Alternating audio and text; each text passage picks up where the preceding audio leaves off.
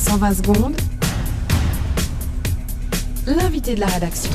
On va parler sport ce matin et plus précisément de hockey sur glace. Hier, c'était la 11e journée du championnat de Ligue nationale A.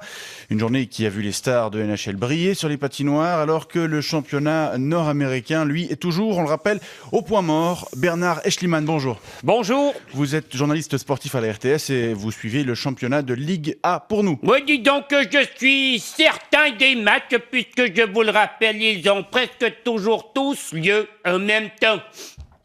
Évidemment. Oui, d'ailleurs, à titre d'exemple, hier, ce sont 6 rencontres qui se sont tenues presque simultanément, ce qui rend littéralement impossible de toutes les suivre.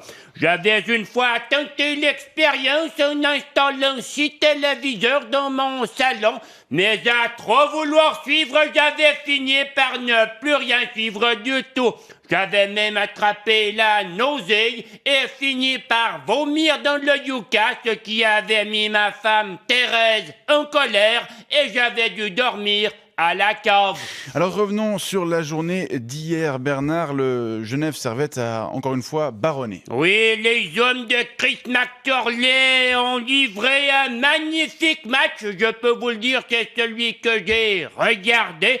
Écrasant les Lakers de Rapperswil-Jona par 8-1, ce qui permet aux Grenades de dominer largement le championnat avec 29 points, soit 10 d'avance sur Zurich, Lugano et Gotteron. Un match qui, comme je le disais en introduction, a vu les stars de NHL briller. Oui, Logan Couture a inscrit un magnifique but avant d'enchaîner une séquence de buts et 3 assists, alors que de son côté, Yannick Weber a fait la passe du premier but servetien.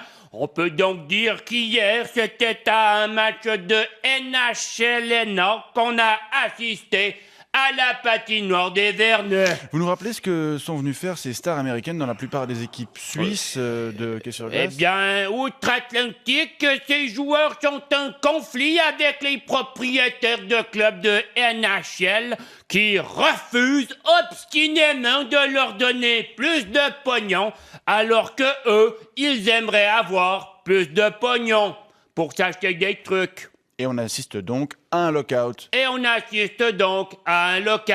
Ici en Suisse, est-ce qu'ils encaissent beaucoup du pognon, comme vous dites? Pas vraiment, ce n'est en tout cas pas leur motivation première pour venir jouer par chez nous et taper la crosse sur la glace helvétique. Mais pourquoi ils sont là? Eh bien parce que glander à la maison avec une femme certes bonasse mais quand même un peu connasse, ça va un moment, alors autant patiner fût-ce pour quelques milliers de Schweizerische Franken. Et il faut dire qu'ici, eh bien, ils sont bien traités puisqu'on les loge dans de jolis hôtels et qu'on fournit à chacun d'entre eux une carte à pute. Une carte à puce? Non, à pute. Oui, c'est une carte qui vous permet d'aller autant que vous le voulez aux putes. À la maison, ils ne peuvent pas s'adonner à ce type de petits plaisirs puisque ça mettrait leur femme en colère et qu'ils devraient aller dormir à la cave. Est-ce qu'on sait pourquoi le HC Gotteron ne compte pas de Nord-Américains dans son effectif? Oui, bien parce qu'à Fribourg, il n'y a ni joli hôtel, ni jolie pute. Il n'y a donc pas tellement de raisons d'aller s'installer là-bas. Ça ne fait pas très envie, d'autant plus que l'accent fribourgeois est inimitable. C'est ce qui paraît. On verra en tout cas combien de temps ce lockout va durer et combien de temps ces joueurs un peu particuliers vont évoluer sur la glace helvétique. Et on vous remercie pour ces précisions. RTS Info, Bernard Eschliman, Lausanne Salah. Merci. 120 secondes.